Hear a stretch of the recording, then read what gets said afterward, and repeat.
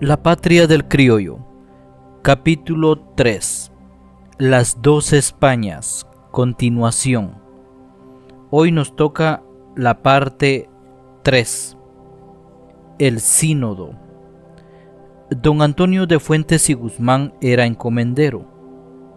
Gozaba su encomienda en tercera vida, pues la había obtenido su abuelo a principios del siglo XVII. No debe olvidarse que el bisabuelo del cronista, el colono fundador de la familia, se había casado con hija de conquistador, de manera que el criollo que recibió la encomienda en primera vida había sido hijo de poblador y nieto de conquistador. Solo en 2 ocasiones Fuentes menciona su encomienda.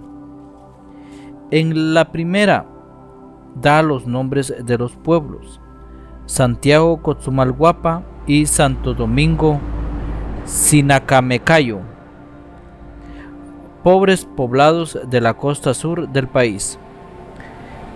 En la segunda hace una fugaz alusión, explicando un asunto que nos interesa y que conviene comentar aquí mismo.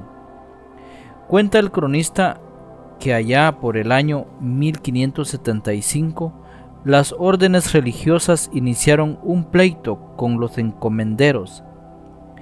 Exigían que éstos pagasen una cuota por la labor que realizaban los frailes doctrineros en los pueblos de encomienda.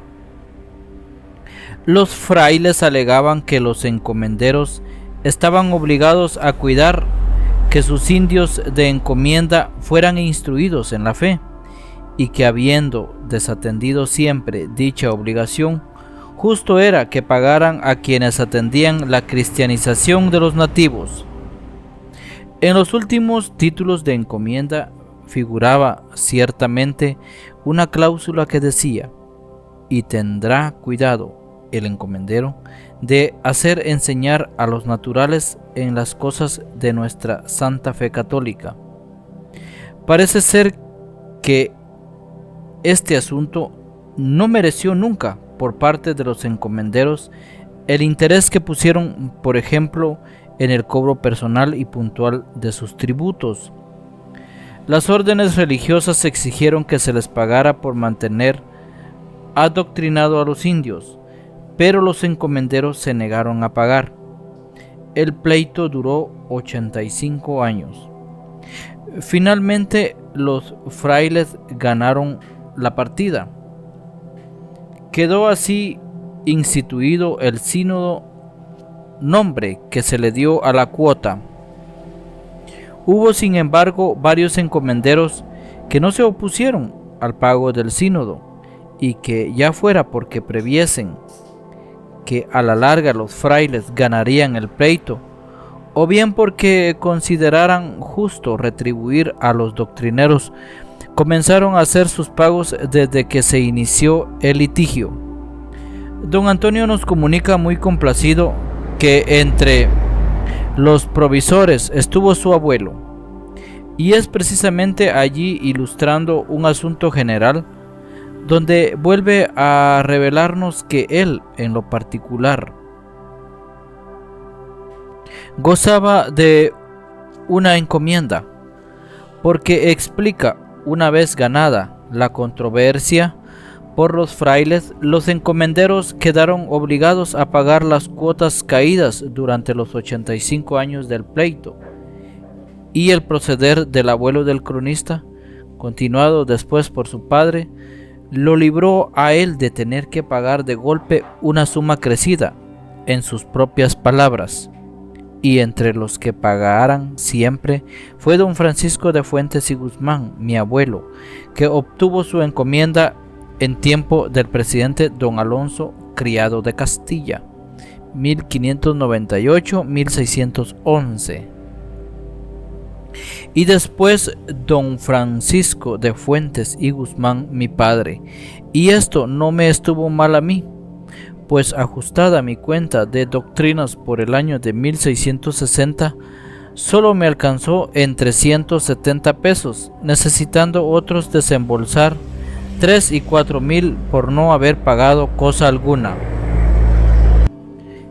Quedamos enterados pues de que con el nombre de sínodo y desde mediados del siglo XVII, los encomenderos tuvieron la obligación de pagar a los doctrineros sus servicios en los pueblos de encomienda, lo cual era perfectamente razonable, porque en la medida que aquellos religiosos le inculcaban a los indios una doctrina de mansedumbre, obediencia y resignación, le prestaban a los encomenderos un valiosísimo servicio.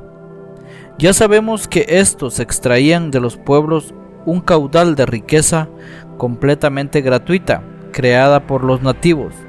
Los encomenderos que aceptaron desde un principio sin refunfuñar el pago del sínodo deben ser tenidos por hombres sensatos. Cuarta parte: los doctrineros. Don Antonio tenía amistad con varios frailes y curas doctrineros, y muchas de sus noticias acerca de las costumbres más íntimas de los indios las obtuvo de los religiosos. En sus descripciones panorámicas de amplias regiones del reino figura siempre la especificación de las parroquias y conventos que tenían a su cargo la salud espiritual de los nativos, y su vivo interés por este asunto lo lleva a enumerar puntualmente cuáles pueblos eran de doctrina y cuáles otros de vista. Se diferenciaba con esas denominaciones a los poblados que tenían doctrinero permanente establecido en el lugar, de aquellos otros que visitaba el doctrinero solamente en ciertos días. El cronista nos cuenta que cuando un pueblo de visita crecía en población, tornándose insuficiente el cuidado que los indios recibían con la visita de su administrador espiritual, los terratenientes de la comarca tomaban interés en el problema y gestionaban para que se adjudicase un doctrinero permanente. La crónica de Fuentes y Guzmán ofrece reiterado testimonio de la importancia que tenía para los hacendados la presencia del doctrinero en los pueblos. La causa de dicho fenómeno es casi obvia y se hará evidente cuando estudiemos la dinámica interna de dichos conglomerados. De momento, limitémonos a señalar que después de las leyes nuevas y durante toda la época colonial en que estuvo vigente el sistema de repartimiento de indios, les fue rigurosamente prohibido a los hacendados tener núcleos de trabajadores indígenas dentro de sus haciendas, gañañías o rancherías, y que, careciendo al mismo tiempo de autoridad para ejercer dominio directo sobre los indios en sus pueblos, les era imprescindible la colaboración del doctrinero, que venía a ser un aliado con facultades para vivir y actuar en el seno del poblado. Este es el motivo por el cual nuestro cronista, encomendero y terrateniente le concede tanta importancia en la descripción de los pueblos al tema de los curatos y al trabajo de los doctrineros, con cuyo celo esmerado y piadoso se ven producir frutos de estimable cosecha y granazón cristiana. Obsérvese como detalle curioso los símbolos agrícolas usados en la metáfora: frutos, cosecha, granazón. Una prueba muy clara de que la posición del criollo frente a la labor de los frailes estaba determinada en definitiva por lo que aquella labor significaba para los intereses económicos de la clase terrateniente, nos la ofrecen sus cambios de opinión al juzgar a la Orden de Santo Domingo. Al considerar a los dominicos como protagonistas de la defensa del indio, como propugnadores de las grandes reformas, les resultan decididamente odiosos y no desaprovechan ninguna oportunidad para denostarlos. Su profunda aversión recae principalmente sobre Fray Bartolomé de las Casas.